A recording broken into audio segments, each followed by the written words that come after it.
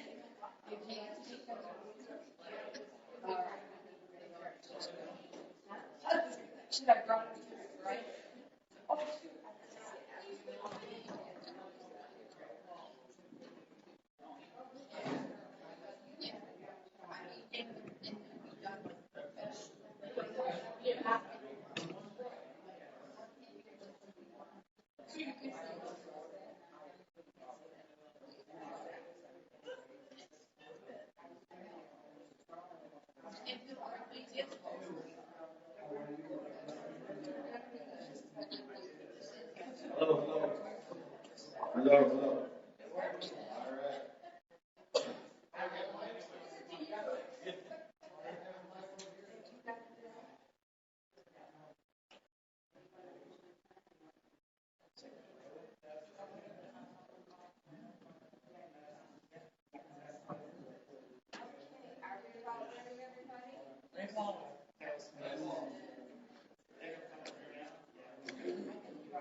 All right, well, let's make some introductions first. We have nonpartisan, doesn't really know anybody that he's voting for here, for our moderator. This is Kurt. He used to work at DPW, so he knows our city pretty well. And I was giving him your real last name. Why don't I take a minute or two? I'll introduce myself. Okay, that sounds good. And Most of the candidates do that. we have them right there. And we're going to start off with a pledge of allegiance, and this is the policy has agreed to lead us. Like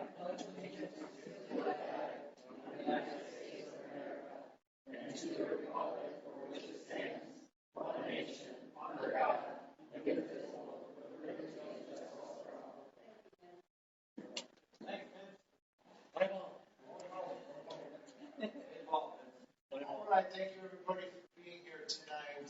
My name is Curtis Whitmore. I am 64 years old. I've been a resident of Dearborn Heights for over 15 years. My wife of 36 years, and I own our home in Dearborn Heights for 36 years. I just retired from the city at the end of last year with the Department of Public Works after 36 years of service. I've also been a member of the Rotary Club of Dearborn Heights for 26 years and served as president. I was, He's cut now. let's try again. And I have sold my first good photo paper back in 1986, and I've continued to do that up to today. Also serving on two city commissions, the Watershed Steward Commission, and of course, Creek Commission, which I chair both of those at this time. I am politically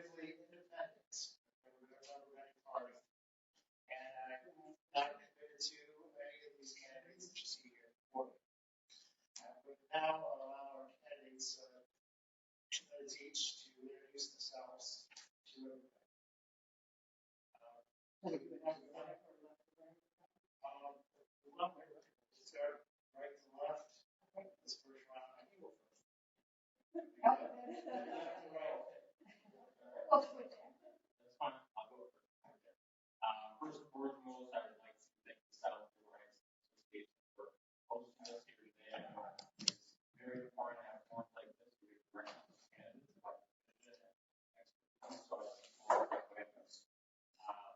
I see some of my Civic volleyball teammates, but center. But for those I haven't had the pleasure of meeting, my name is Ahmad Akabi, and I'm honored to be running for the Dearborn City Council. For the past 15 years, my family and I have proudly called high school. We arrived to this country seeking refuge from the horrors of war and persecution in Iraq, driven by a deep desire for a better future for our family. It was here, very welcome community that we found that safety and opportunity and a place to find our roots.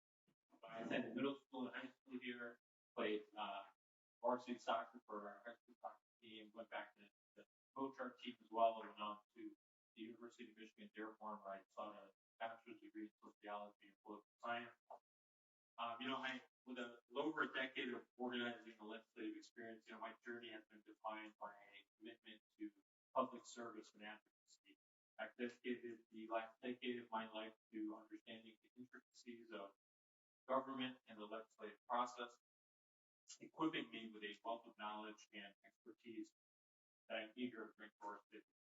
In the Holland Falls from our state capital, in our state capital, and in the esteemed office of Congress, David Gable, saw firsthand the importance of policymaking, the power of representation, and the impact that government can have on people's lives. This unique blend of grassroots organizing and legislative experience positioned me to be an advocate for Dearborn. I understand the intricacies of policymaking, the importance of collaboration, and the need for solutions to address the challenges of the North. Thank you. Thank you. Thank you. So, like before, it's has 30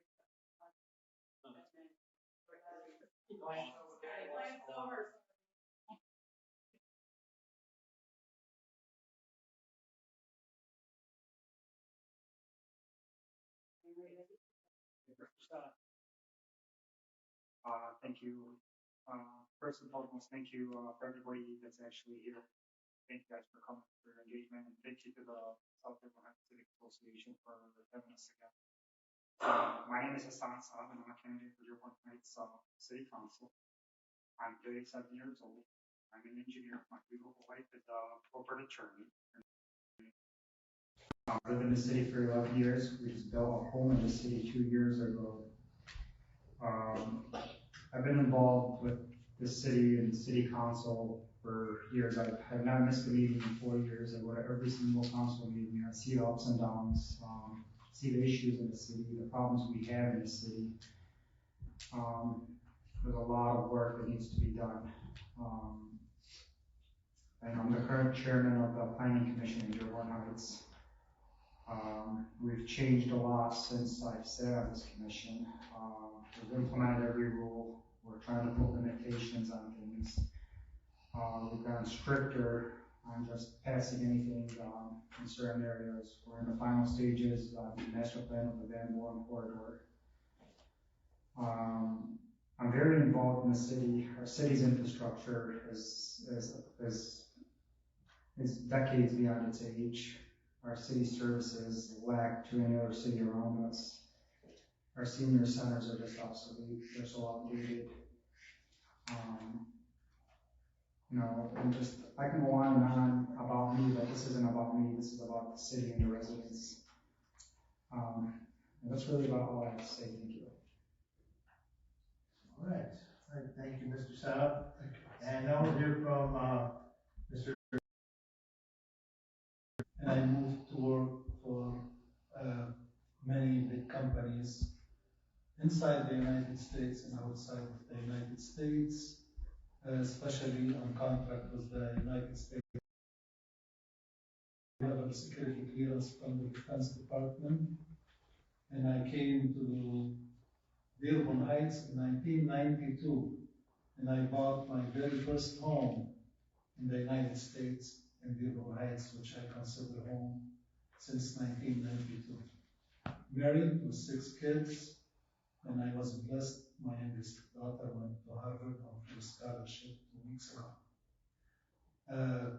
I attended the city council for almost 20 and some years. I know the ins and outs of the city, probably more than anybody who attended city council or maybe served on the city council.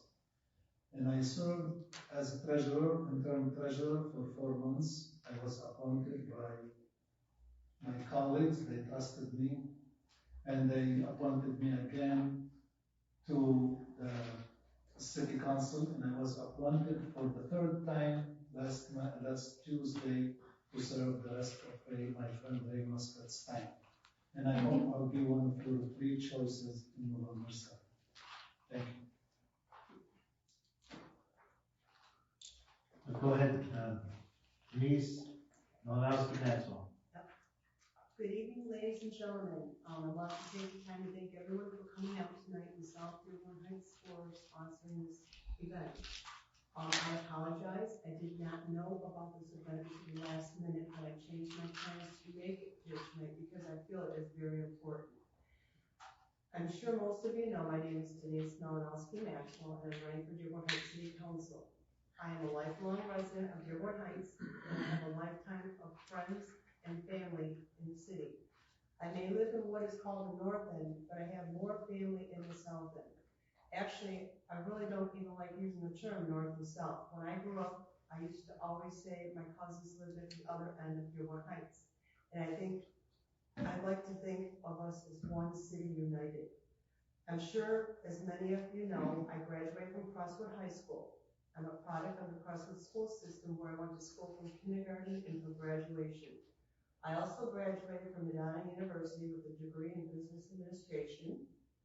I've been very active volunteering in the city for years. This includes Meals on Wheels, STIT, American Legion Post, Lascala, VFW, Polish Native American Veterans, also known as PLAV, and many local churches. I've also volunteered for the Ecorse Creek cleanup for many years. And I'm very active in both Dearborn Heights Senior Centers and enjoy going on many of the trips and attending the parties. I've served on many boards and organizations over the years. I won't bore you with all of them because when you get to my age, you've been on a lot of stuff.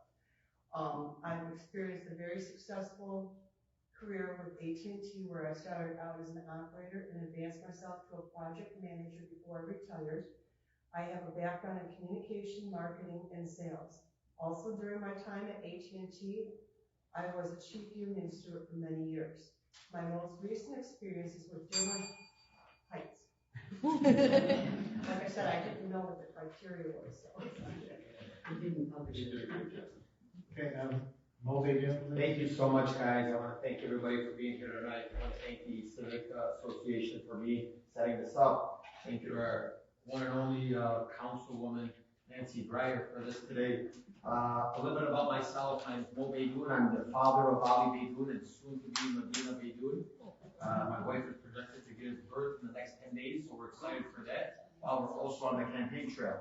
I am currently thanks to my colleagues, I'm currently the council chair pro tem. Since Ray has asked for his resignation, which I voted no because I felt like I wasn't ready to vote yes for Ray to leave, but it passed. I believe me and Councilman Ahmad voted no, the rest voted yes. So it's okay, we're gonna hold that to them though. But I'm blessed to be able to serve at the capacity of City Council. In just this most recent primary election, I knocked close to 11,500 doors. I'm the only candidate endorsed by our Dearborn Heights Fire Department. I've gotten the endorsement from our UAW. I was actually just getting out with our UAW employees. And knowing that, you know, when you're able to serve at the capacity and work with those who really need help, that's where the service is needed. I've been involved because I was involved at a young age where I was a part of Students Against Destructive Decision, I was part of Kiko Kiwanis. I ended up going to college and got a part of an organization called the Lebanese Student Association. Went out to college, got my master's at Central, Fire Up Chips. We lived in Mount Pleasant. That was hard because I had to do my own laundry, I had to cook, I had to realize what life was all about. But it really molded me to where I am today. Taught me the struggles and really how to persevere through those struggles. And so I'm hoping that come November 7th, I can be one of the 3 votes for this upcoming general election once again. Thank you so much. All right, thank you all. Then we'll begin our questions. This first one is presented as a 2-parter, and so what we'll do is allow each candidate 2 minutes to answer both parts of the question. So we'll go part 1 and part 2 to each candidate one by one, with 2 minutes to each part. So let's start next to this Ahmed, and we'll start with Hassan, and you can answer these 2 questions first for the first 2 minutes. What is your vision for the future of Dearborn Heights at 10 years and 25 years in the future? Part 1's 10 and part 2's 25. No, just focus on that right now. First one is, can you just repeat did you give the 2 questions? No, it's the first of the 2. In 2025? Yeah, that's. Can we ready to start? Okay, Can we repeat the question? Yeah. What is the vision? What is your vision for the future of Dearborn Heights? Basically, 10 to 20 years from now. Perfect. Very good question. As everybody knows, change isn't easy, and change doesn't come fast. Vision for Dearborn Heights in 10 to 25 years, I'm going to start off with our infrastructure. First and foremost, it's like I said earlier, our infrastructure is decades beyond its lifespan. That's number 1. Number 2 is public safety. So we start putting the structure aside. We got to improve our police and fire. Our response time, we got to get better equipment. We got to have, we got to implement our ordinance department into the police department, our crossing guards for schools. Neighborhood watches, stuff to be implemented in place, just more streamlined things. Third thing is services. Our services need to improve drastically. We got to streamline everything. We got to implement technology. We got to make where if you have to file a complaint, pay your taxes, pay your water bill, do something, you can do it online. You can do it from the comfort of your home. Other vision, not in the next 10 years, maybe in the next year or 2, is I want City Hall open up 5 days a week for residents. Some people cannot make it Monday through Thursday. Some people get off to work early Fridays. And we should be able to accommodate our residents and have a 5-day work week in the city for residents. Also, in the next few years, I'd like to see senior centers built in Dearborn Heights, where our seniors are safe, asbestos-free, lead-free buildings. In 25 years, I hope the generation decisions we would make on council for the next 25 years, that the generation coming up would impede what we did and excel from what we did, and have the city of Dearborn Heights excel beyond any other community around us. So we can be a city of, a city that excels, so other cities learn from us. Thank you. All right, and we'll stay with you, Hassan, and to expand upon what you just said, how do you plan to achieve these goals? Great question. My plans, and I've been advocating for this for years. We need a grant writer in the city to apply for grants from the government in-house, not a third-party contractor, and we need a lobbyist at the federal aid. Sorry, Dearborn Heights does not have. I just believe we just got to see it on there. We're missing out on hundreds of millions of dollars that's available for us. And currently, the administration and council have failed to implement it. They got a contract in place for a third party. We don't have an in-house grant writer. Inkster has one. Inkster's collecting millions of dollars a year in grants. Garden City, Taylor, every city around us gets these grants. We don't. From public safety to recreation to senior centers to infrastructure to the flooding, to radiation, everything's available at the government level. We just have no representation. And that'd be the number one thing when I get on council that I would push for it. And I will get it done. Because right now, all we're using is our own budget, and that's what's straining the system and what's straining the city. And it's putting everybody in a bad position. And if we invested $150,000 or $200,000 position a year for a grant writer that's going to give us tens of millions of dollars a year, I think that's a great investment on our return as residents. And it's not coming out of the taxpayer budget that the city's collecting back. These are grants. You know, and like I said, like Inkster now got a police department.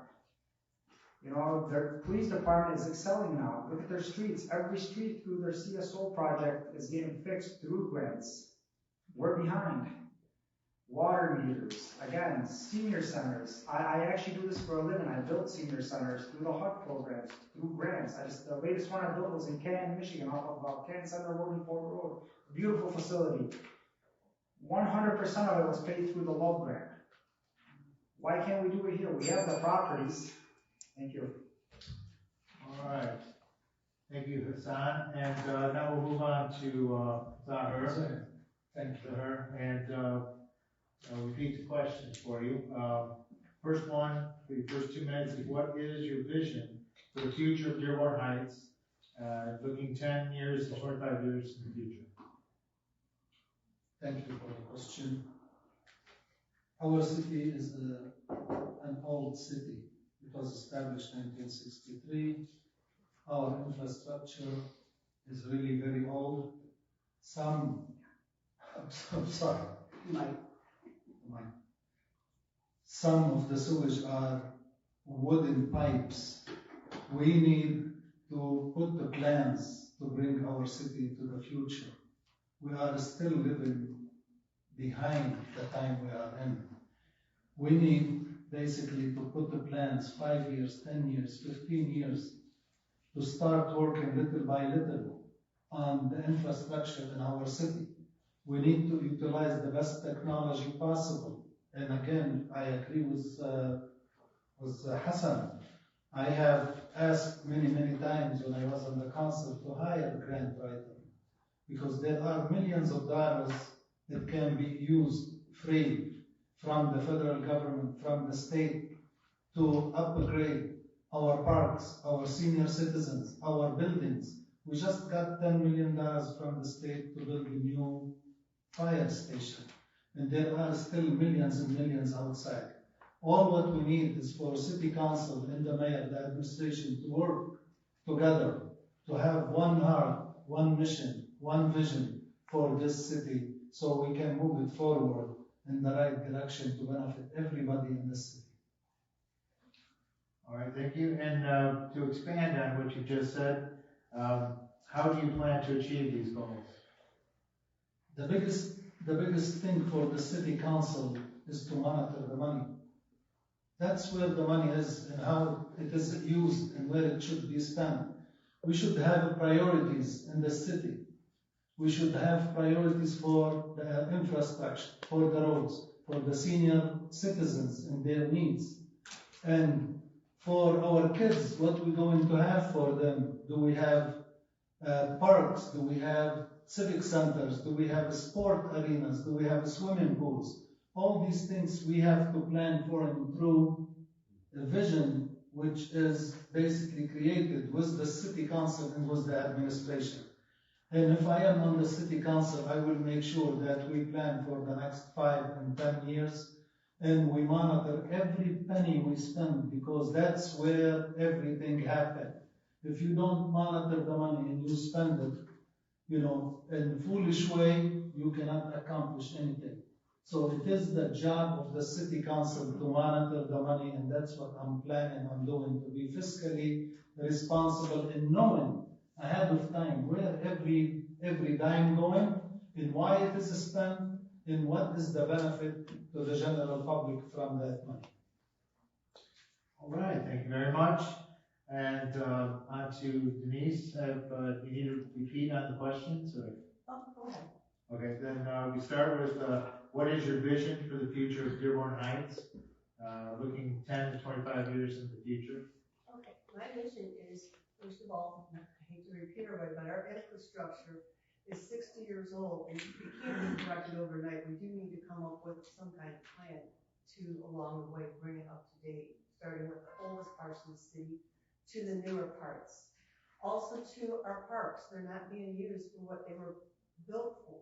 Back when the city was originally planned, they had 40-foot lots, and the reason for this is every section of Dearborn Heights has a park where everybody, the children can go play in, and it's a social thing too. When I grew up, we had arts and crafts in the summertime. I played baseball. It was like a way to meet the kids in the neighborhood that aren't on your block. It was a social thing, and I think we need to do something with our parks and bring them back to the way they were, to bring the community back together. All right, thank you. And the second part of that is, how do you plan to achieve these goals?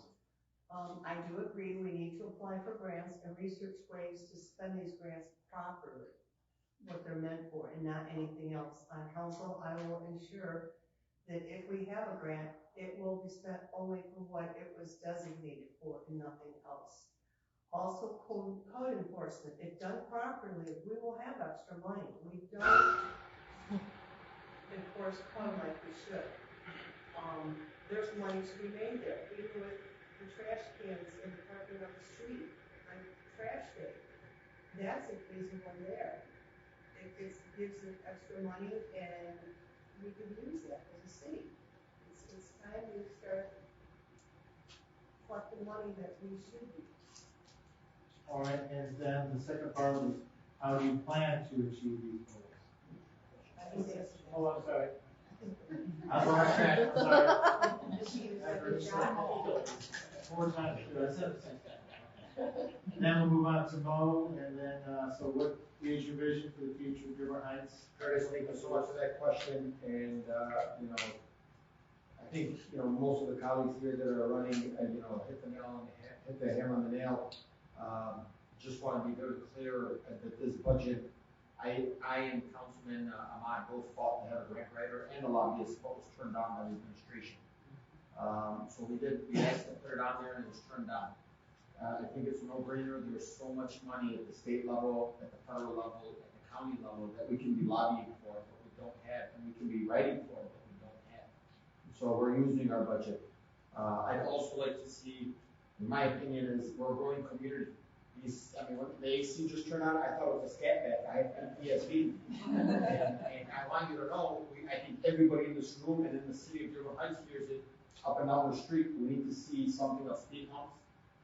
We need to see more traffic officers in our community, in our neighborhoods.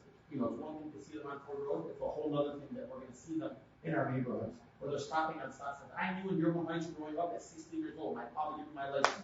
When you got to Cecile and John Daly, if you didn't do 3 seconds in Dearborn Heights, you were getting pulled over on a stop sign. You didn't do 3, not to stop and roll. It was 3 seconds. And let me tell you, former police chief Lee Gavin gave me a ticket, my first ticket, because I mean, it is what it is.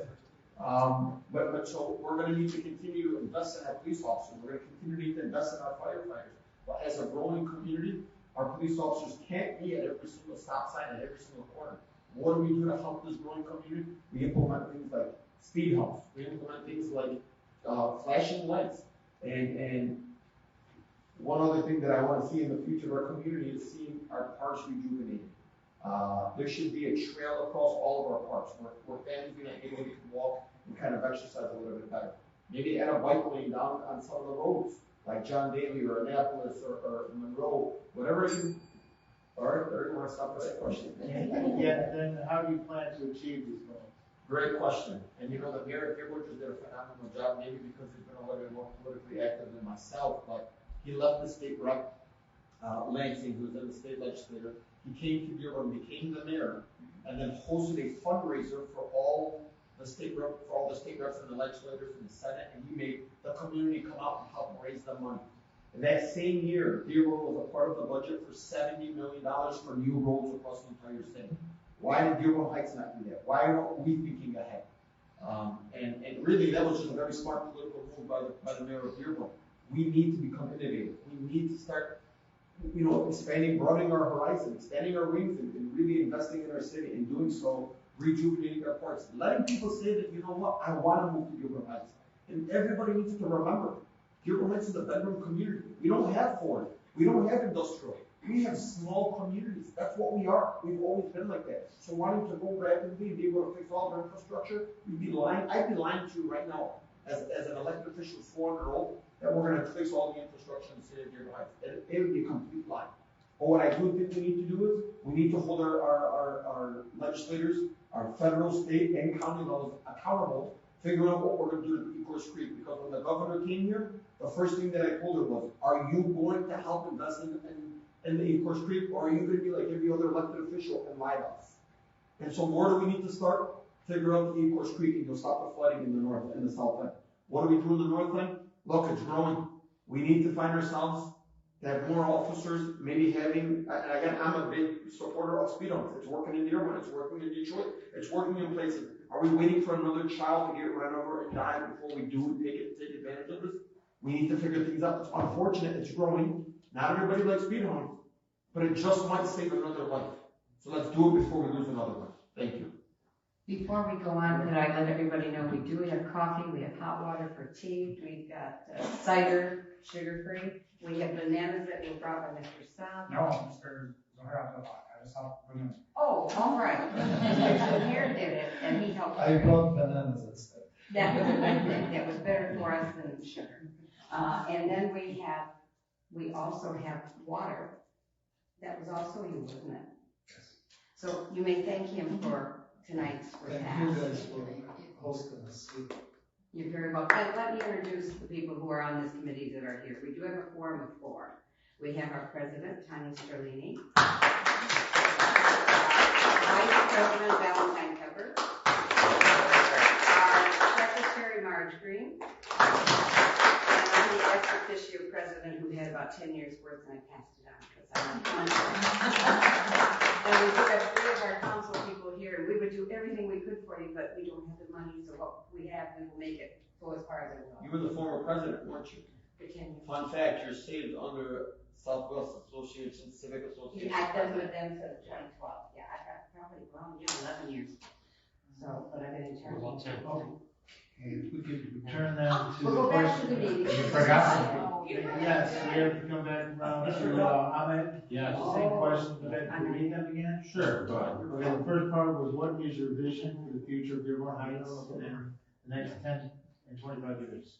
Okay, so it's clear as our city celebrated its 60th anniversary this year, we are faced with both challenges, but also opportunities as well. And when we first launched our campaign, we wanted to launch a data-driven campaign, having the residents tell us exactly what issues that they see and want to see fixed within the city. So it is clear, as what my colleague said up here, infrastructure is one of the biggest issues our city faces. And it's an issue that is not only something that we face, but a lot of cities across the state, right, face this issue. It's something that we're seeing as our cities grow. And, one thing that we could do to help bring, or actually I'll answer that later, but in infrastructure. Another issue is flooding, right? Here in the south end of our city, flooding has been a catastrophic issue for our families. A lot of people have lost a lot of money fixing their basements, a lot of value as well that, they wanted to maintain within their homes.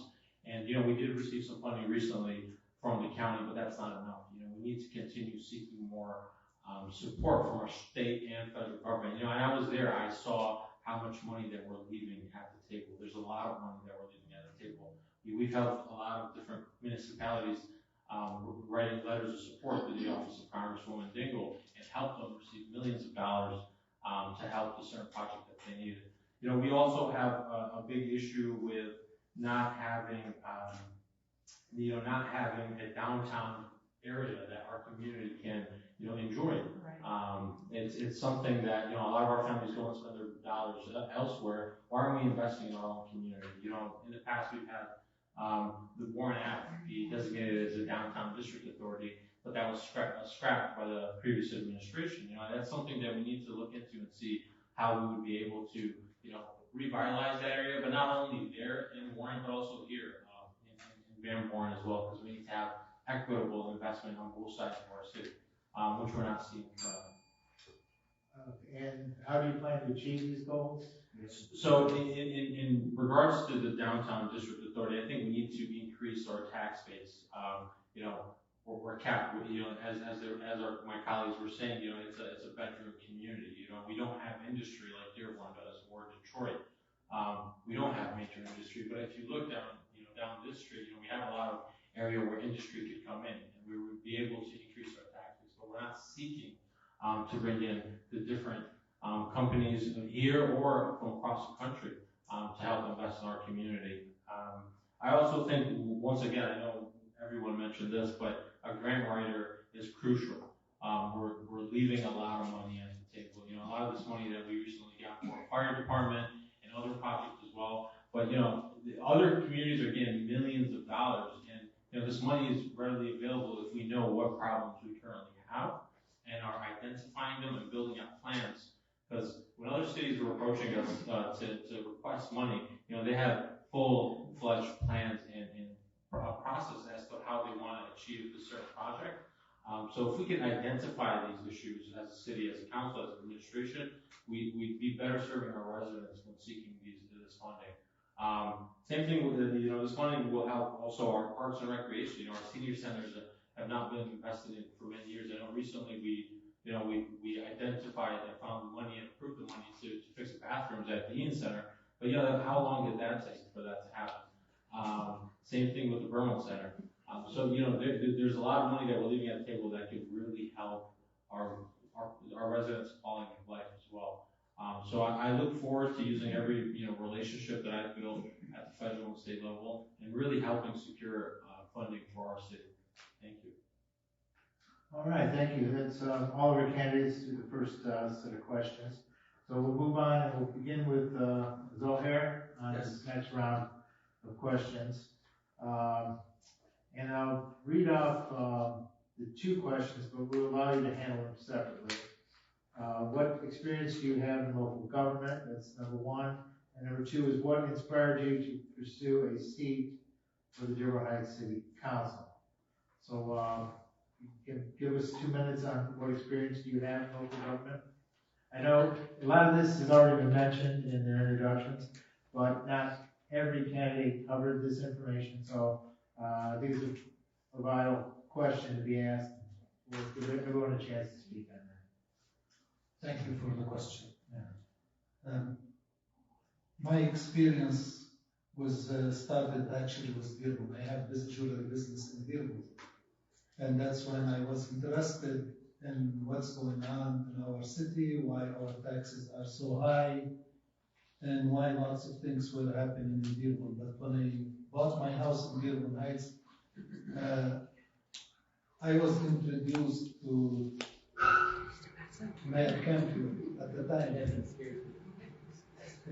That's where I found the car. Sorry. I was introduced to Mayor Canfield, and we became very close.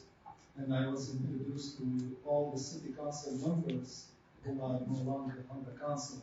And I got very interested in what's going on in the city. I enjoyed going to city council, listening to what's going on, the discussions. And I kept involved until, you know, recently when the election happened. And, I got appointed to the Treasury Department, intern Treasury, and that gave me a huge experience on how things are done, how things are paid, and the cycle of how the contracts are done and how the loans are written, so things can be paid. Then I got appointed to the City Council for 11 months, and I worked hand in hand with Mo, with Denise, and the rest. For 11 months, I wrote lots of resolutions, and I was appointed by Dan Collector to zoning board and to housing commission, and that gave me huge experience to know exactly how things are done in the city and how they can be done. All right, and what inspired me yes, what inspired you to pursue a seat for the city council? There is lots of changes in our city, and with my experience, I think I can be a very, very active and very vital person on the city council, because the knowledge I gained over the years and the good relation I have with most of the city council members, that will help move things nicely and effectively in the city. And with my experience in the, outside the world, not the government world, with General Electric and Lockheed Martin, Unisys, that gives me a great idea to how to treat the employees, what to expect from them, and what to expect to be expected from me to work. So I want to make sure that all the employees are treated equally, which I felt that they weren't treated equally previously.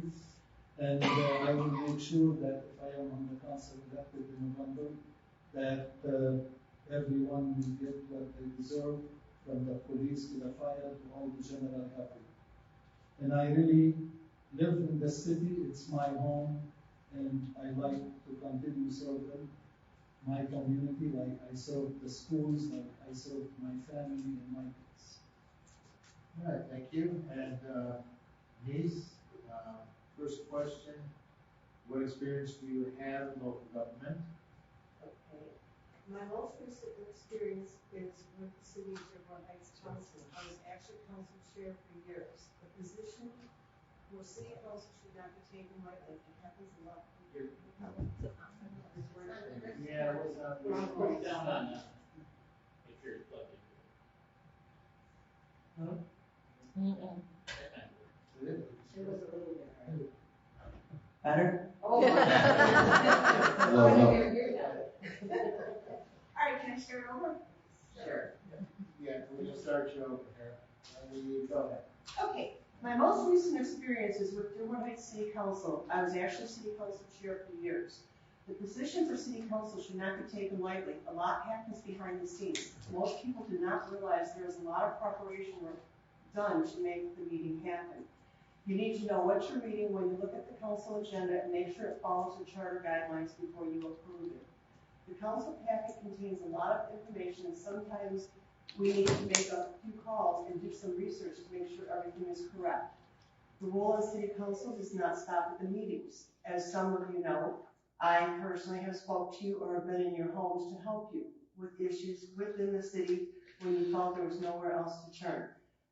There is no set hours for city council. I personally have received calls at all times, including in the middle of the night, and it doesn't bother me. If somebody needs help, I'm more than willing to be there for someone in need. That's why I have no problem giving out my cell phone number, which is with me at all times.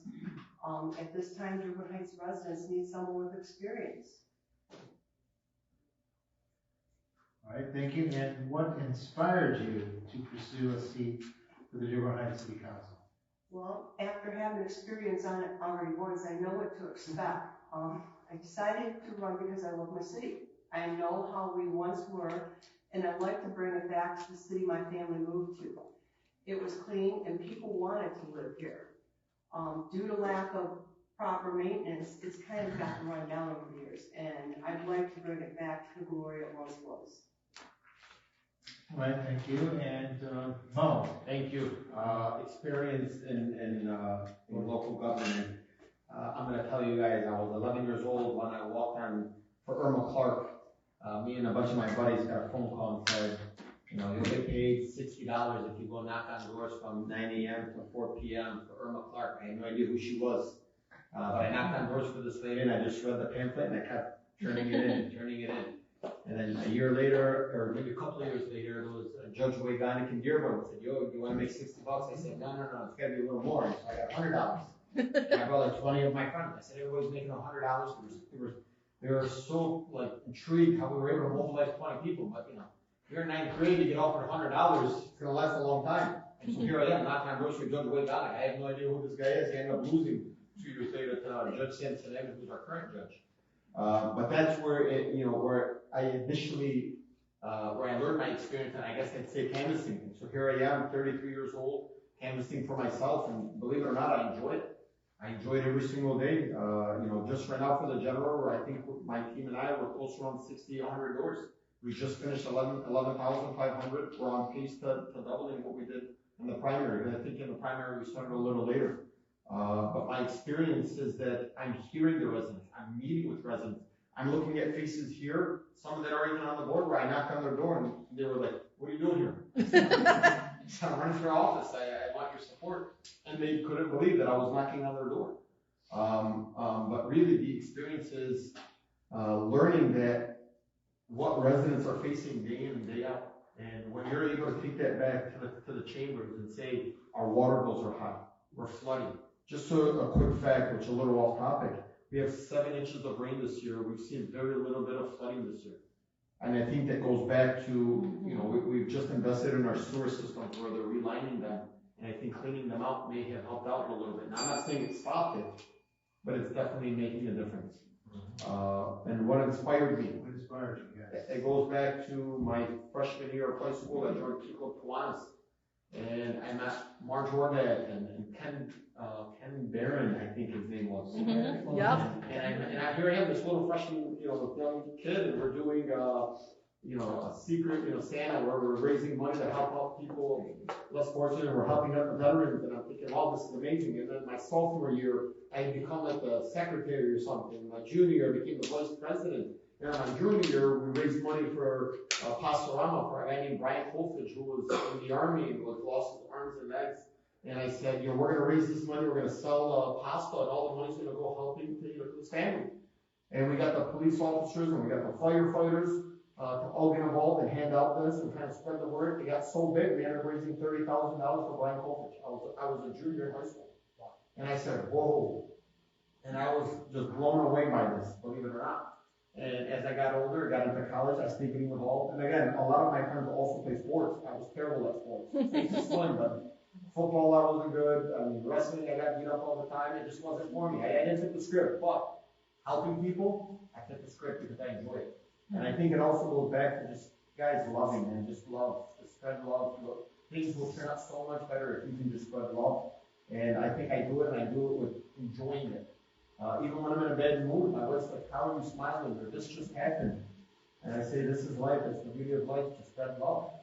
And so that's really what inspired me, knowing that I can help the residents that call me want their future, and I can hear from the residents saying that their son was just struck by a vehicle and passed away. We're going to fight to make sure that we're going to get more lighting, and we're going to get things like more putting our lines to making sure that it says school zone, which doesn't say but we're going to continue to fight for that. And we're going to continue to fight for the seniors at the Eden Center. As soon as I see that, the first thing I brought up at the council meeting was, we need to find spots for the Eden Center. And now we have new toilets and things coming at the Eden Center. Thank you. All right, and now we'll move on to Ahmed. First part of what experience do you have in local government? So a little story about myself. So the reason we came to this country was my dad was political activist at the time in Iraq against the Saddam regime. We had to flee the country, or whether he ended up on the list, and we had to flee the country for the safety of the country. So if you ask them at the time I would ever be involved in politics, they would never believe that I would be actually involved. And till this day, it reminds me, like, I told you not to get involved in politics, and that's the reason we're in this country, and that's the reason we have to flee our home, which obviously our home is here now. But over the years, I was intrigued by being involved in government, and having the ability to even be involved in government is a privilege within itself. And over the years, I've interned in the state capitol. I've worked up there for a few years. Worked for the governor's office. Worked on her campaign and other campaigns across the state. Worked for Congresswoman Debbie Dingell for a few years as well. And I realized that all politics is local. At the end of the day, it all comes back to the kitchen table issues that we all face as a community. So for me, that's it's no surprise I have no local government experience, but I believe it's important to have diversity of thought, diversity of experience, and diversity of age as well on the council. I think we're a council of 7 different folks, and I think it's important that each and every person brings a different perspective to the table. All right, and what inspired you to pursue a seat for the Dearborn City Council? You know, over the years, truthfully, a lot of my work wasn't local. I was involved locally volunteering, working with different organizations, fundraising money for underprivileged students as well. But I never thought I'd be involved on a local level until, I saw some of the seats opening up, and, I thought to myself, I don't have a family now, but I definitely want a family in this community, and I definitely want to see this community prosper. And, a quote that stuck with me is that, if not you, then who, and if not now, then, when. And that really what drove me to put my name in the hat and, fight for the values that I believe in. And I think, this community deserves much more than what it currently has. From the doors that we've knocked and the conversations that we've had, we've met a lot of wonderful people who love this community, who want the best for this community, and I think that's what all of us want to do at the end of the day, is serve and see this community prosper. All right, thank you. And I'll move on to Hassan. Same questions. What experience you have in local government? Sure. So local government experience I have is I'm currently the chairman of the Planning and Building Commission in Dearborn Heights, where we approve new businesses coming in or businesses that are trying to change their leases and so on. I also sit on the DDA in Westland, the Downtown Authority District, and we have done some amazing things in Westland. By capturing that money, I'm here said that we should raise the tax base for DDA. That's not how it works. It's money captured back from the county and state. Not through the increase in tax base in general. No, I'm talking about DDA directly for a downtown authority, which we do have on Warren Avenue. The golf course and all that, but the money's never been allocated for it. When I got onto the DDA, we were capturing about $278,000 a year. We're capturing about $8 million a year now. We just built one of the, we're getting actually an award from this, from the Michigan Municipal League. It's called Mission to Mars. It's a park that we built on Ford Road through the DDA. The West End built for it, and it's autistic friendly. It's one of the first parks around that's friendly to autistic children, and this was funded through the DDA. And that money was captured by the state. It's we either use it in a year or we lose it. And we've never implemented that on Warren Avenue. We're Ford Road right now between Canton and West End is going to become like a downtown district where they're going to have a median road. That's why they're redoing the whole freeway entrances and exits there for that reason. An experience, I've just been involved in every meeting, every commission, really, I try to attend, and here. And honestly, the best experience I've ever gotten and felt in like local government, I think, is residents. Actually hearing residents, and the residents saying what needs to be done, not us sweet talking or anything. There is 3 members up here that are on council or former. I think you should have the experience anyways. Right. And now, what inspired you? Inspired you to pursue it? So what inspired me is taking action. I go to every council meeting, like I said. And we listen. And honestly, all you hear is stuff getting sugarcoated. That's all it is. Things getting sugar. It's as bluntly as that. Everybody here wants the best for the city. Everybody does. I got council members here, former councilmen, women here, councilmen here. Why wasn't it done in the past? Why not? When was the last time a council person or a mayor or anybody went in your neighborhood and spoke to you as a neighborhood or association during the 4-year terms or 2-year terms, not right before elections? Honestly, we go door knock, show literature, show our faces before elections, while hearing the residents every week when you go to a meeting or seeing them in the streets. That's what inspires me, is that the residents don't have a voice. We really don't, because we come say something, it gets lost. You call the city to make a complaint, it gets lost. We don't have a website that you can file a complaint and keep record of it. It's just we're so backwards, and I want to move the city forward. And honestly, I'll be blunt.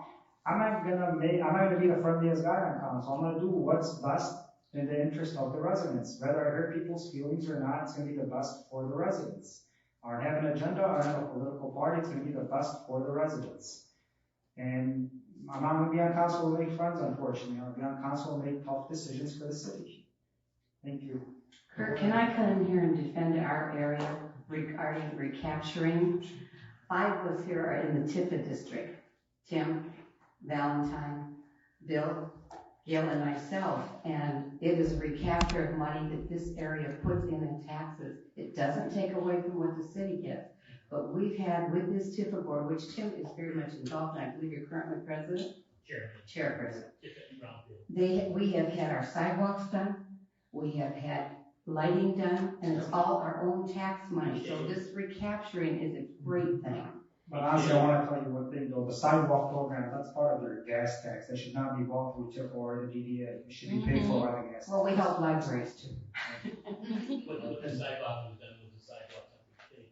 Right, DDA was done with. any sidewalk is, it's a municipal sidewalk, should be paid for through the gas fund, the gas tax fund. And also talking about grants, the fire department has a lady named, I believe, Michelle. Yes. She has done a lot of work where the things they're getting, I know, are grants. Yes, love the TIFA board. If you just want to mention when your meetings are, for anybody who care to. Tim can tell you when TIF is. Jim? Second Wednesday of the month, if we have something going on. Right now, we don't have this meeting scheduled till November. He's also on the school board here. And that information will be available through the city clerk's office? No. No. TIFA is completely separated from the city. Okay, Yes. all right. It has separate budget actually. Yeah. Okay, all right. The city has no control over the TIFA at all, except for So appointments. how would your average citizen then access information about meeting places and times? See if I get this right. dhtifa.com. dhtifa.com, if anybody's interested in that. A lot of money available, and it's all to be used in this area of the city, so good place to start if you have some ideas. All right, back to our our list of questions here, our candidates. Do they need a break? Does anybody need a break? No, we're good. Okay, keep going. I'll decide when we need a break. All right. I told you to be in charge. We have a new sheriff in town. All right, we're going to, in the interest of time, just combine this all into one question. So I'll read it out to you as it was given to me. How do you plan to engage the community in the decision-making process? What resources will you and your office provide to help citizens address their concerns and obtain information about local government? So if you could, please try to address that entirety of that in If you can just. one 2-minute answer. If you can repeat. I'll repeat them all then. We'll begin with Denise on this round. How do you plan to engage the community in decision-making processes? And then what resources will you and your office provide to help citizens address their concerns and obtain information about local government? Okay, good question. It might be. I'm going to charge you.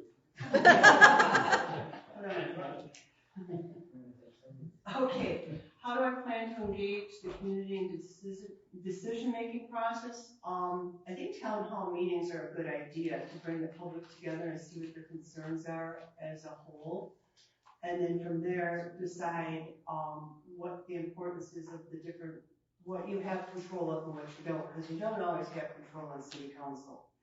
A lot of it comes from the administration, and then it comes to city council for approval. And at that point, you know, if it's in the best interest of the residents, I'm going to approve it no matter what. I always look at the big picture, and that's the criteria I use. If it is going to help the community and the residents, I will always support it. Okay, thank you. And to Mo then, I can reread the question. How do you plan to engage the community in decision-making processes? And what resources will you and your office provide to help citizens address their concerns and obtain information about local government? Thank you so much. Those are great questions. Just most recently, I believe Comcast was down. I reached out to one of my buddies, and actually connected to myself, who works at the legislature, knows the lobbyist for Comcast, and said, hey, we need to figure out what's going on here. Dearborn Heights has an issue. They looked into it. Who knows? Maybe I helped out, I didn't, but at least I made my part in ensuring that seniors will still be able to look at the local channel if they can't get on Zoom. Making sure that our Zoom was up and running was another thing that we did. But it also had to, I have to say this to those in the audience, you also have to be engaged at our city council meeting. It can't always be on the council members. I can look in this room right now, I can count maybe 5 people here that show up to the council meeting. I thank you guys for coming to this forum tonight. But in order for us to continue to keep you guys informed, you have to do your civic duty as well by showing up to at least one city council meeting a month. Yeah. And really that's where it starts. So that once there's that engagement between myself and that resident, I can tell you right now, I have favorite redheads in this room. And today I connected her with somebody from Wayne County because she's so sick and tired of looking down Beach Daily and seeing how the roads are so dirty. They belong to Wayne County. So you know what I did? I connected her with somebody from Wayne County. They're going to clean it. It's great. And I only know that because she came to the meeting, because she addressed her concerns. We're blessed to have somebody like Rachel LaPointe who has, DH411 or something. And she's actually recording live right now so that residents on Facebook can see that. But how am I going to continue to help ensure that, I'm going to let residents know that I'm doing my part as a councilman? I'm very active on Facebook. I'm very active on Instagram. Maybe very active on Snapchat. You'll see my dog and my son in between it. But, ensuring that, you can get in contact with me. There's also, 30 seconds, we send out something with the city every year, or not every year, but every quarter, I believe. Yeah. And on there, we're talking about ourselves, and we're accessible. I give my cell phone number, the same phone number that my mother calls me at. You have access to. I don't have a separate phone. I'm giving you my cell phone number. You have my email address, and I'm gonna stop there because the thing came in. Thank you. Thank you. And to Ahmad, how do you plan to engage the community in decision-making processes, and what resources will you and your office provide to help citizens address their concerns and obtain information about local government? Yeah. So look, at the end of the day, being a council member, you are representing the city, right? You're representing the voters that put you and elected you to that position. So when it comes to decision making, I think it should be the same thing as well. You should take input from all corners of our city and organize. I know town halls were mentioned, but I think community roundtable as well. Tough decisions are coming up to the council. I think input from the residents is extremely important. I know that we would love folks to come to the council meeting, but sometimes folks don't have the time, and after a long work day and work week as well. So providing a venue where folks should come and actually join the roundtable and make decisions and let you know what they think about the decisions that you're making and the issue that's at stake at the moment. I also want to be as transparent as possible as well. I want to be able to effectively communicate with the residents. I'm also active on social media. I'm very open to I accept all friend requests. So if you want to friend request me after this as well, my cell phone's publicly available on my social media as well. But I really think that interaction between the council and the residents is extremely important, and seeking them as well. I also want to be able to, after council meetings, after having these discussions, maybe record a small video and let residents who weren't at the meeting know what decisions we made and why we made them. Because I see Dearborn Heights rant page as well. Folks say, hey, what happened at the meeting? What's going on? If we had folks, recording videos, or maybe putting up a post that says exactly, hey, this was what votes we made today. This was why we made certain votes. Then it would be really effective as well. And Rachel's not on the council, and she's doing that already. So props to you. Thanks. And on to Hassan.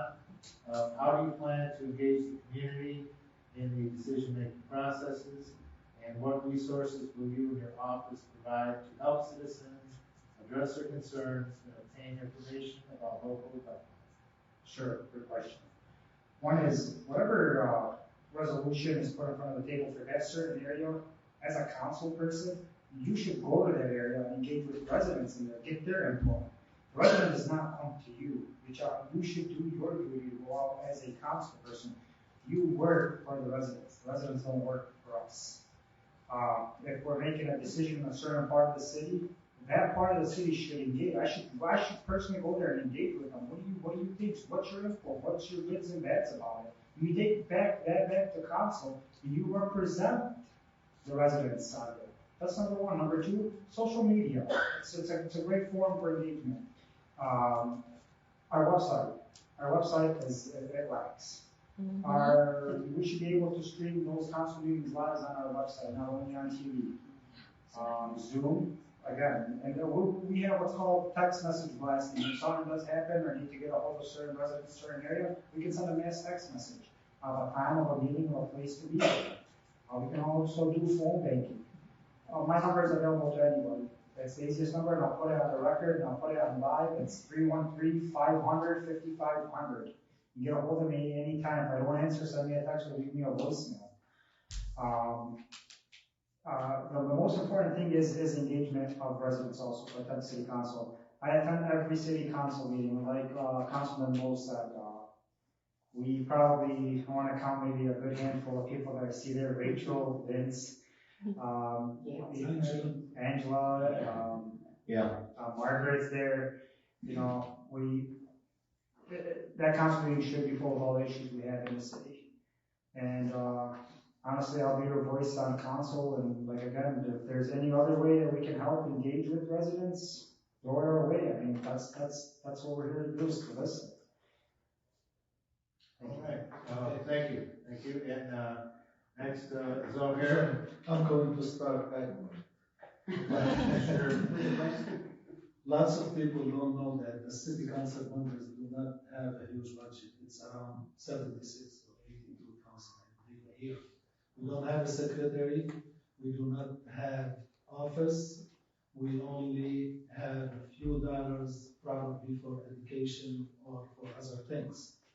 So we do not have any authority over the heads of department or whatever the administration does.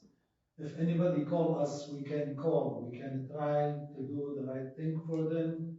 We can assist. We can tell them where to go, what to do. Those are really the power of city council member. It's our responsibility is mainly the money. How you plan to engage the community? Our phone number is open on our websites. My business number is available. I take calls when I was on the council until 11, 12 o'clock at night sometimes at 5, 6 in the morning, believe it or not. And we try as much as we can to go see in person what is the problem. We try to help while we are there. We try to talk to the mayor. We try to talk to the heads of department. But the best thing is really to know who is your council member and his phone number. Every contact issue you have, you should use it and hold them accountable by attending city council and know exactly what's going on in your city and how is your money spent. That's how you get what you need. All right, thank you very much. And now we will move on to our next question, which has to do with city finance. And we'll begin with Mo. Nice. This is my cup of tea. Nice return. Blue slip from Suits. Okay, tell us about your experience preparing and managing budgets, and what do you think are the keys to successfully managing a budget in local government? It's a great question, and I'm going to tell you our budget is horrendous. I will tell you that this is my third time working on the Dearborn City Council budget. And just for full disclosure, our main purpose as councilmen and women is to ensure that we have a balanced budget. We are not, we do everything else, but our main purpose on council is the check and balance on the budget. That is the way the money is spent, is what everybody here is fighting to do, and ensuring that your tax money that's being spent is being done properly. That is what our job is. And so this is the most crucial part of being on council. So just to let you guys know that the process starts 5 weeks, Monday to Thursday, sometimes on Fridays. You start, or when we go through budgeting, it starts around noon to about 4 or 5 p.m. We do this for a week straight. We take a week off. We collaborate with each other. We talk about things that need to be done. This is the first time ever that our budget was denied 3 times. And it was denied 3 times because there were going to be raises for our non-union employees, but for our regular directors, which we've already given raises to. And so myself and my colleagues voted no on this budget 3 times. And we ensured that there was certain money that was going to be spent wastefully for things we didn't believe needed to be. Some were like our roads. We said we're going to hold off on fixing some parts of the road. We're going to double it next year, which we did this year, so that we can fix more than just a half a mile.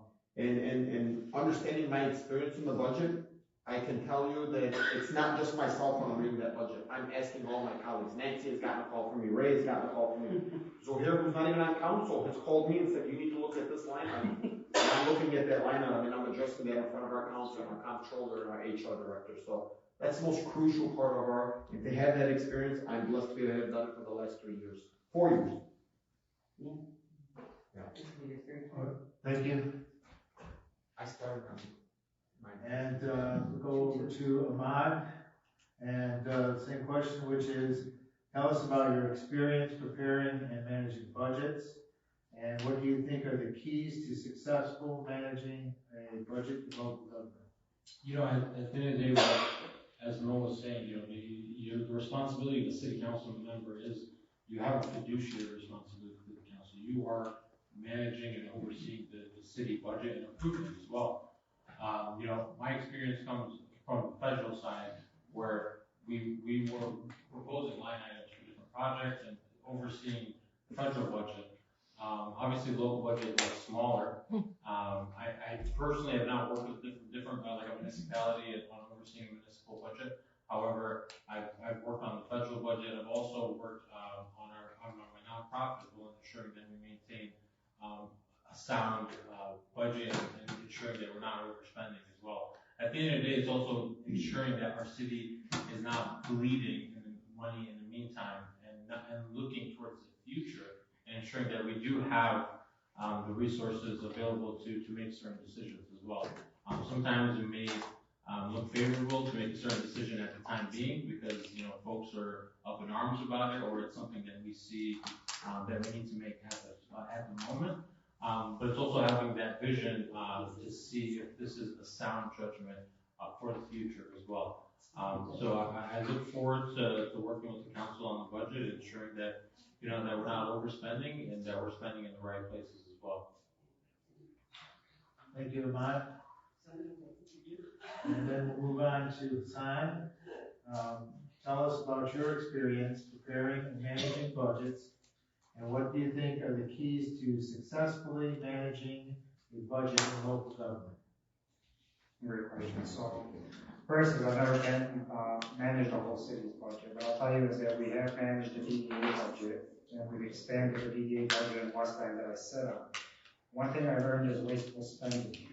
You get rid of wasteful spending, and you start putting money where action's taken. For example, properties in the DDA district that we didn't want, for example, another mechanic shop coming into the DDA, we'd buy that property.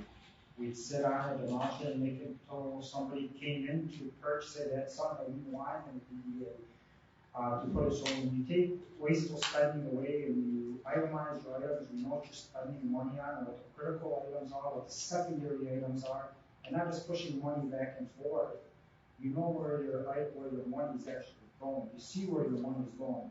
Now we have a $60 million budget, and just here, the $60 million fits in the budget. You got to know exactly where that money needs to be spent.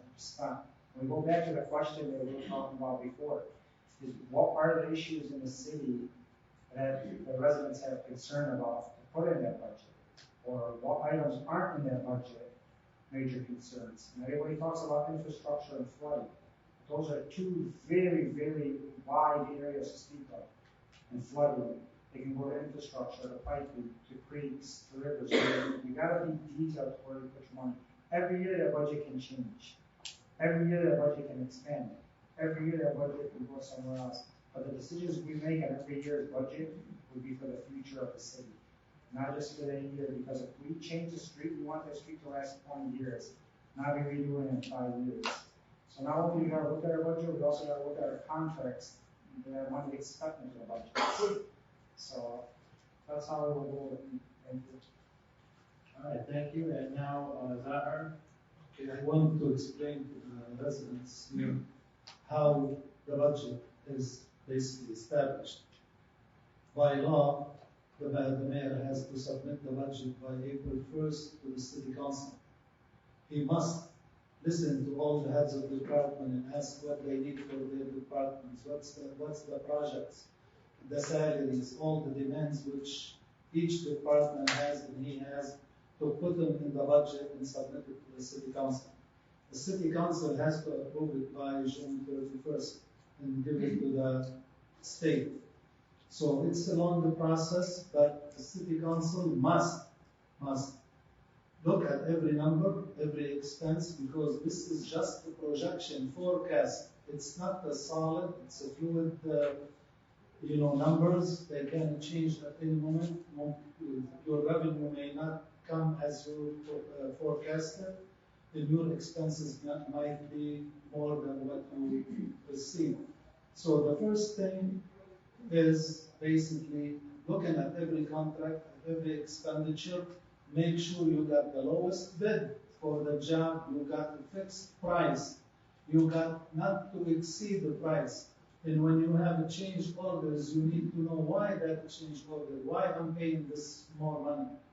All these things are in the hands of the city council.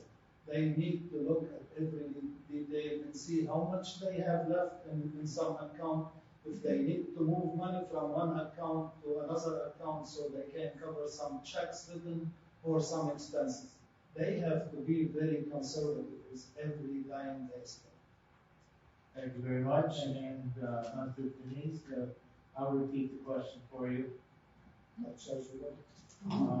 Tell us about your experience preparing and managing budgets, and what do you think are keys to successfully managing a budget in local government? Okay, well, when I was council chair, I was responsible for scheduling all the departments' time to present the budget to the council members. This is part of the preparation that happens behind the scenes that the public really doesn't see or know about. The presentation to the council gives them a chance to question and understand the budget for every department in the city. I've questioned and approved several budgets over the years, and I've also been part of the approval process or denial process for budget amendments. As Councilman Zuhair and Milhoff was saying, the main thing to remember about this budget in Dearborn Heights is it is fluid and can be changed anytime as necessary. Things change. You never know if there's going to be, when we had flooding and we needed to pick up extra trash from the curbs, we had to move money to a different part to pay us a private company to come and help pick up the trash from the curbs because it was just too overwhelming for our current trash carrier. And it's things like that. That's why our budget is fluid, because you never, some things you just don't see coming. All right, thank you very much. So any of our candidates need a break? Would like to take a short break? Let's take 5 minutes. Oh, okay, very good. We get to Collect questions if anybody had them. Yes. Yeah. So anybody who would like to submit questions and to make them as concise and brief as possible, we appreciate it. Anybody got one? All right, we'll read your, call back order 8:15. But you guys can say hi to Councilman Ahmad watching you guys tonight. He is on there, yep.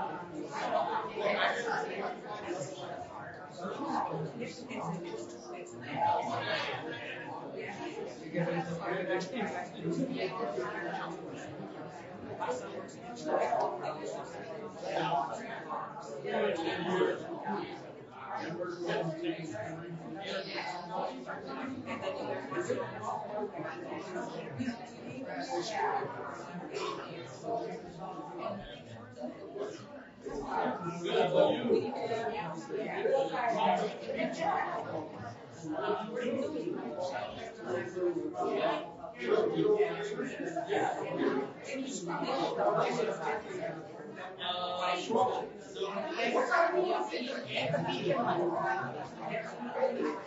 don't miss out. Rick, don't miss.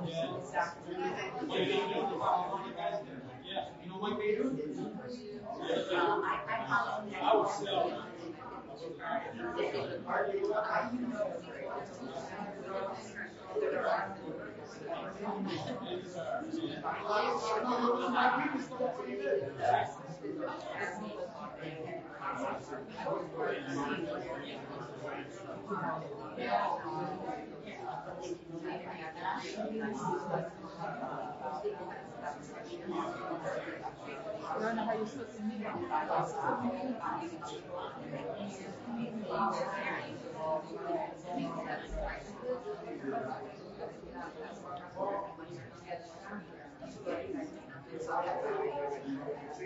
I don't know what he said.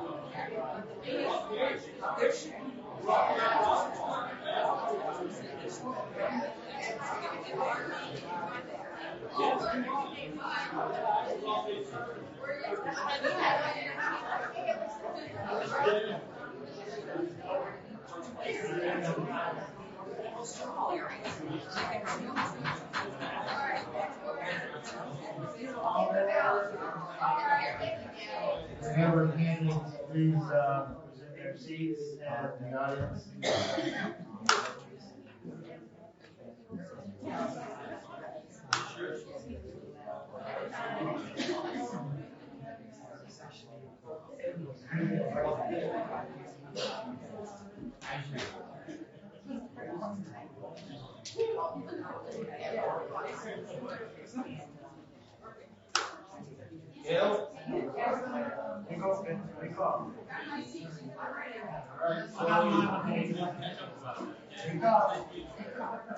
All right, everybody, good. We have a lot of good questions up here, but we are running late. There's no set time on the end of the meeting, I know. Because we never I say know the Lions are playing. some Lions game. some individuals don't want to see the Lions game. So, no. I'm sure that's one of many reasons. So we're going to go with one more question, and then we'll allow each candidate to make a wrap-up statement.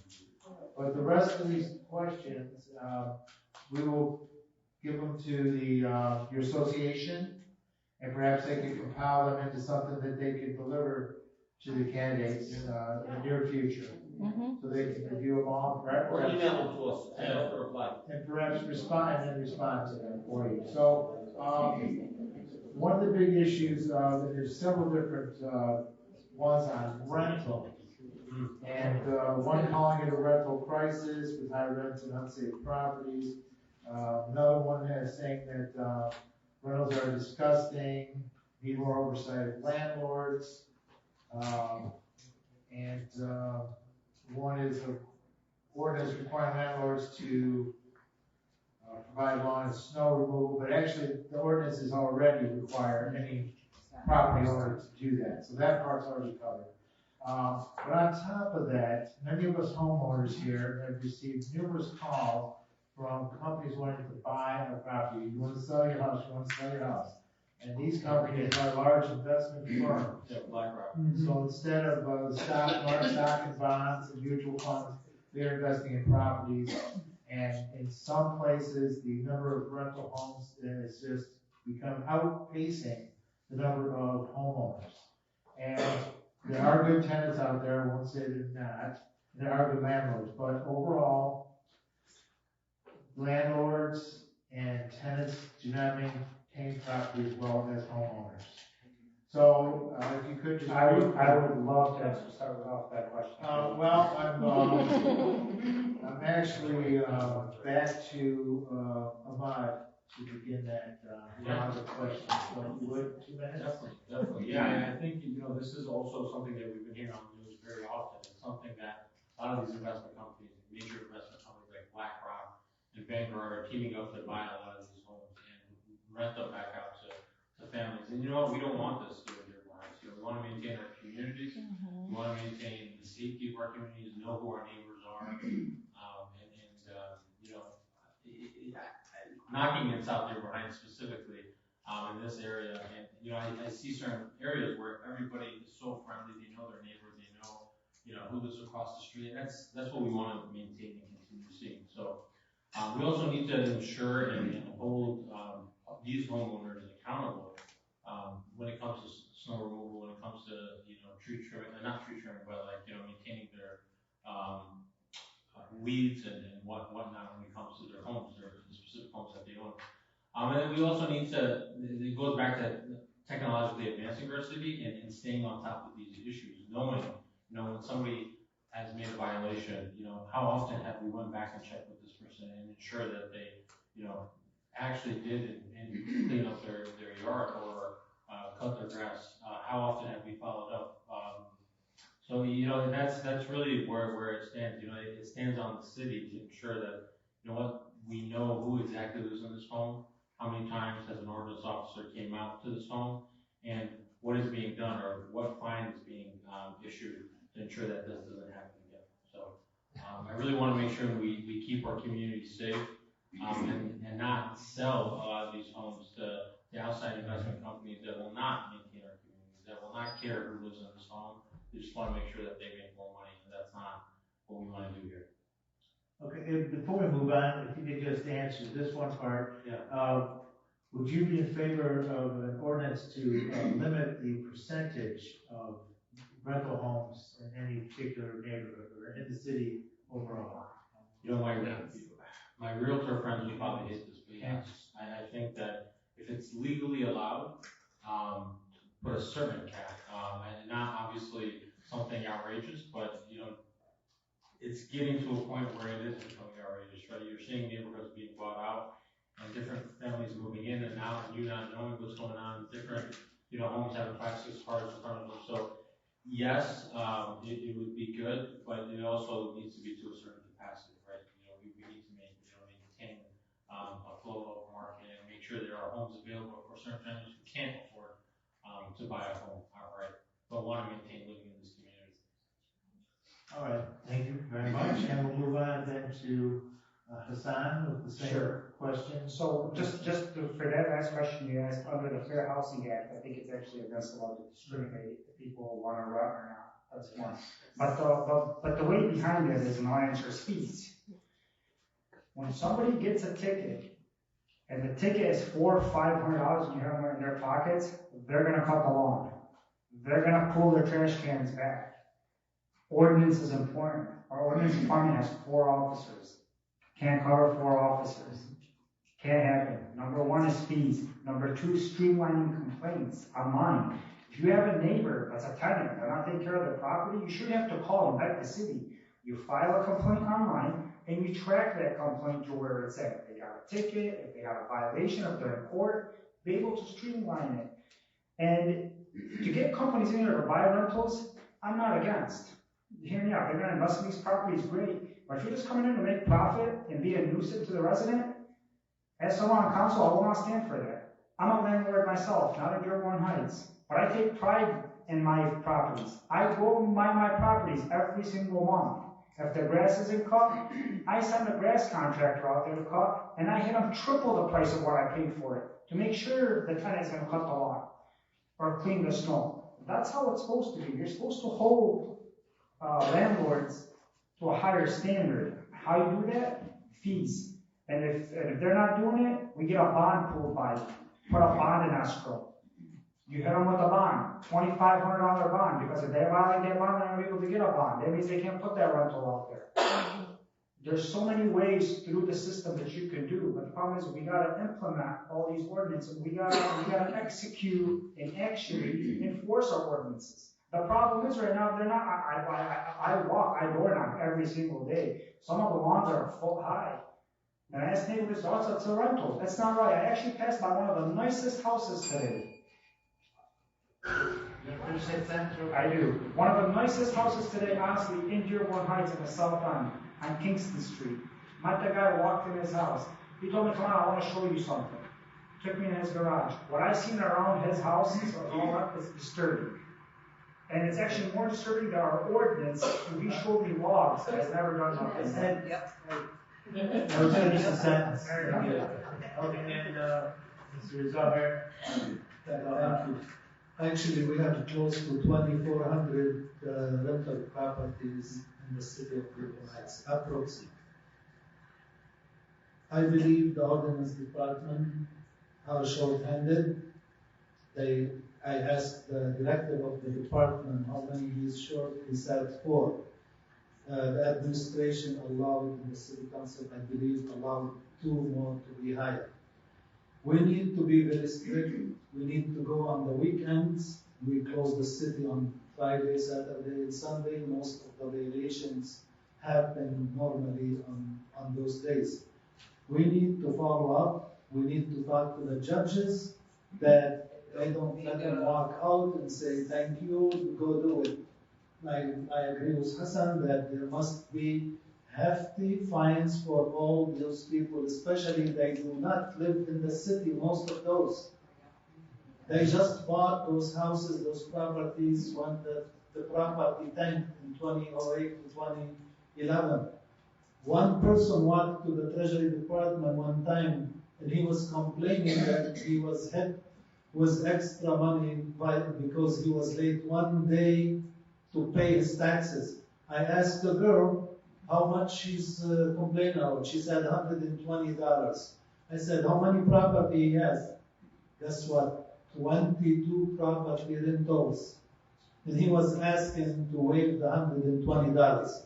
We need to be strict. We need to hire the right people. We need to have the law at the Justice Center, the judges to be very strict and no mercy on anybody who is not going to value the city property. We need to keep the property value of our city in the way of life we live. Thank you. Thank you very much. And now for Denise. Well, basically reporting the same thing. On microphone.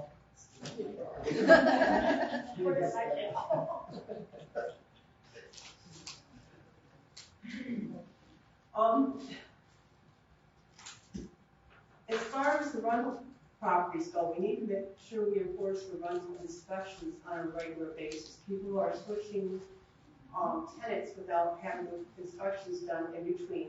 Also, code enforcement needs to follow through with the fines assessed and follow up on, any of the complaints. I know sometimes it's not always possible to go back due to our understaffing right now, but in the future, we need to go back, we need to follow the schedule, we need to keep on the people. I think the people are slipping through the cracks. They know we don't have enough people to enforce what they're doing. So they have to pick and choose, and then the people that are getting picked on thinks they are being singled out.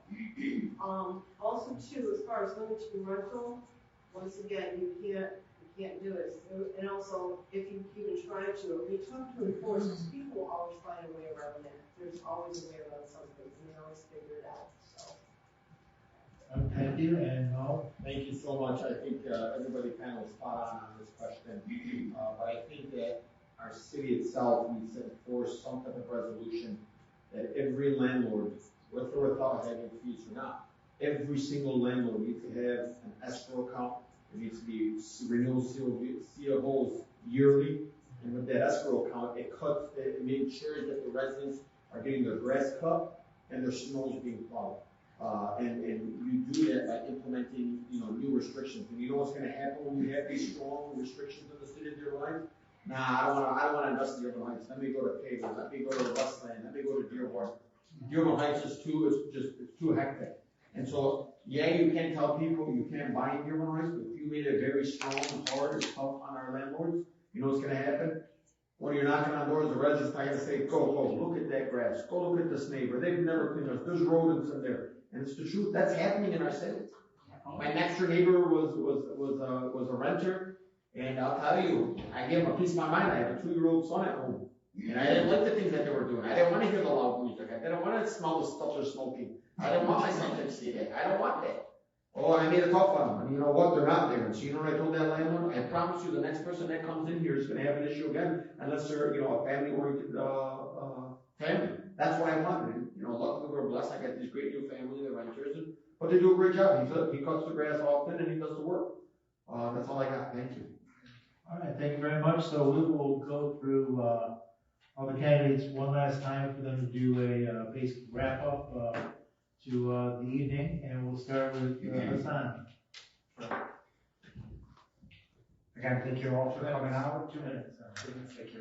Thank you all for coming out again. Rachel Point, thank you for recording everything. Civic Association, thank you guys for having us. Once again, I would love to gain one of the 3 votes in November you guys have. About me, I'm very straightforward. I say it how it is, and I'm blunt about it, how I am. I don't cut corners. I'm not gonna be the feelings council. We're gonna make tough decisions on city council for the residents. I will promise you one thing though about the rental issue, because I got cut off. If I do get on council, I'm gonna do a ride along with ordinance, and I'm gonna have a list of those rental properties. We're gonna go around to every single house, and I'm gonna make sure whatever ordinances they violated, those tickets are issued that same day. Because without that, nothing's gonna get done in the city. We're gonna keep complaining, reports, this, nothing's gonna happen. Our second thing is our seniors. We gotta take care of our seniors more in the city. Our senior centers are disgusting. Getting bathrooms done? No, we need brand new facilities. These properties are obsolete, they're dangerous. They're outside of their age span. We gotta build new senior centers. We can do it as a city, we can get the grants for them. Believe me, with your support as residents, we can do this. You gotta engage, we gotta speak, we gotta put a plan together.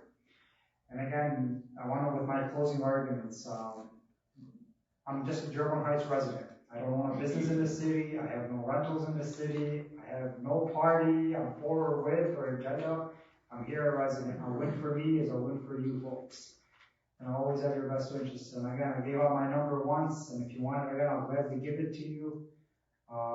But you'll always hear me on council, if we're on council or not, with Vince and Angela and everybody else here.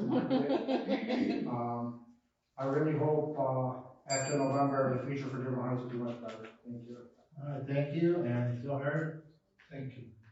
Again, I want to thank the association. Thank you guys for inviting us. And I want to thank the residents who are here. That shows that you are interested in the future of our city. And our city with future. I really hope that with everything I have done in the last 20 and some years, and the proven history and dedication I have with my work, with my colleagues, and with the administration, that we will move our city forward positively. We will put the priority to all the things need to be done, and we will allocate the necessary money which we have within the budget to do the right things for our citizens, because the money which is spent, if it does not benefit a resident, it shouldn't be spent. And I will make sure, if I am on the council, I will monitor and challenge the spending of every dollar, and it has to be for the benefit of the residents 100%. And I thank you again, and God bless you. Thank you. I just want to leave my number, 313-525-7888, and my house address is 35.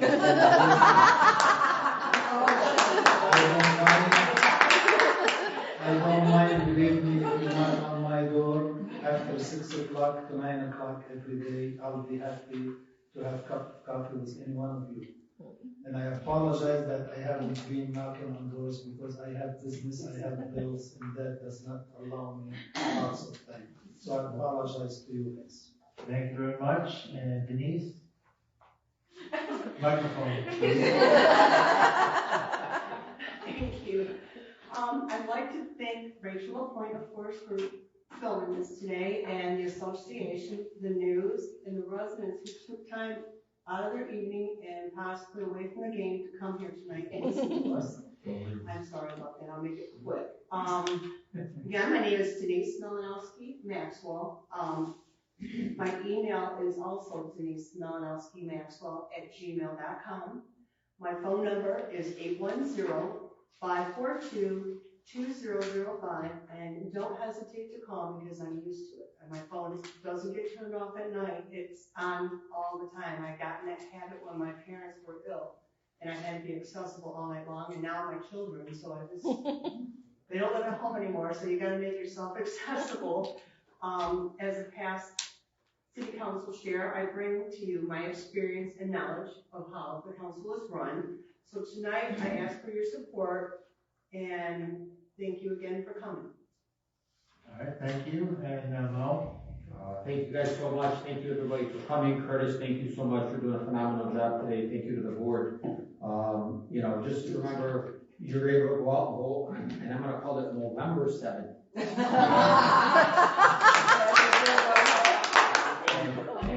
And on November 7th, I ask that you remember Mo and go with Mo. But just remember that our city right now is facing a transition and having young blood energy. I'm going to tell you guys, look, I'm very hyper. I am full of energy. I'm like a 10. The second I wake up, my wife is this introvert who's just like smart, doctor, great, and just like, where do you wake up like this? My son is kind of similar to me. Kind of just running. I start running, and we haven't had coffee at this point. But I want you to know that I like to continue to move, and I'm glad I'm able to do it at a young age, because who knows when I'm older, and I might not want to do this anymore. But I don't see myself not doing it because I truly enjoy it, and I tell you guys, I like to spread love. I like to do it from my heart. It's intrinsic. It truly is from within. And so I want this crowd to know today that thank you guys for showing up, because it shows me that it's intrinsic with each and every single one of you. Thank you to everybody here that put their name out to run. Thank you to our elected officials that are here. It's not easy, guys. Putting your name on the ballot is not easy. Everybody's getting the calls. Everybody's being questioned. This is probably my 7th forum, and I still get butterflies before coming. In 2017, when I ran, I lost.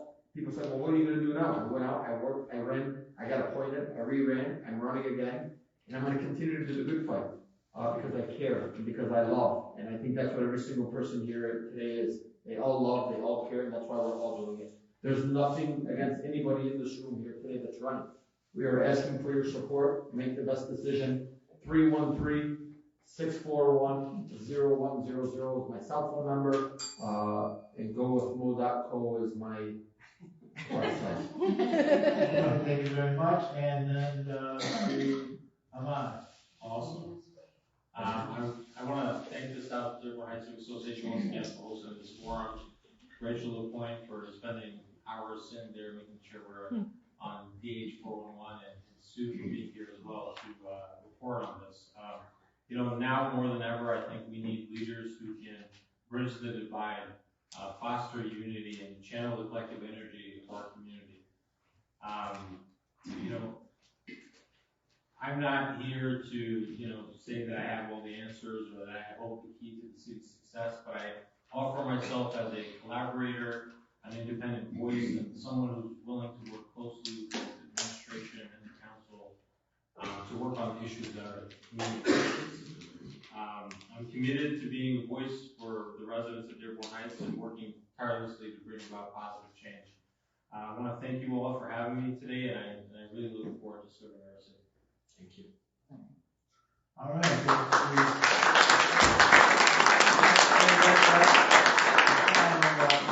Our candidates. And yes, I would also like to thank everyone who's been here since this evening who will join us. And I'd like to thank the South Dearborn Heights Civic Association for organizing this event tonight.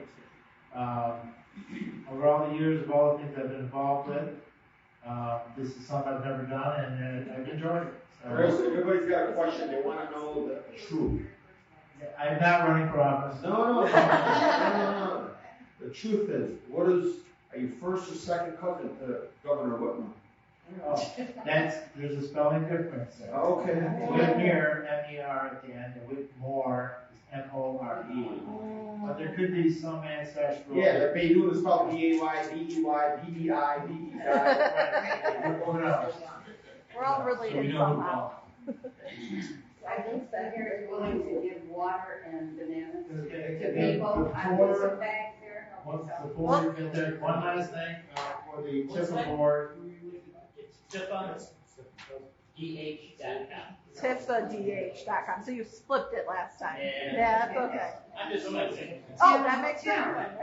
hey Tim, tell them where the area is for TIFA. Okay, basically it's from Michigan Avenue to Van Born, from East Road to Telegraph. Approximately the Westwood School District. Exactly. Approximately. Close. Yeah, basically the Westwood School District was, our former, well, right, the building maintenance. She was our superintendent at the time when it came up to existence. She fought very hard. The whole city could have been affected. Should have But been. the other school districts turned it down. But Westwood stuck to we it. did Thank you all our guests, and our moderator, our timekeeper. We have membership forms up here for anyone that's interested or knows anyone that may be. It allows us to keep doing things like this. We also, we have, the fire chief, the police chief has spoken several times. We've had, the ordinance coming here to speak many times. So we do have a lot of city issues that we keep everyone informed on. It's the fourth Thursday every month, January through October. So next month will be our last one until January. And it's only $15 a year. And that buys, usually we have cupcakes or something that we didn't know how many tonight, and our budget is right now. So, and most of that money goes to our guy, Frank Sack, who's not here this evening, who does all the way from Easter Road to probably 10, 12 blocks the other side of Telegraph. And Van Born, he works with the cops, so we give him only $40 a month. It used to be $60, and we don't spend more on gas. So he works closely with the police, and anybody who would like to contribute, we can have it. Anything else to add before we get on here? I think that's probably it, unless anyone has questions. Rachel, would you like to explain how they get on your website? Thank you, Westwood Schools, for. Oh,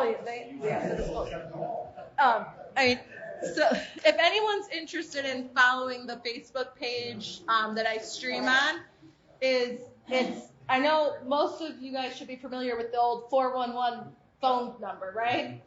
So yeah. So now we've got DBH, Dearborn Heights 411 is the Facebook page. So if you're on Facebook, you can follow us there, and I stream on there, and then usually upload it to YouTube as well for those who are not on Facebook. Enjoy the game, everyone. Go Lions! Thank you. DBH 411.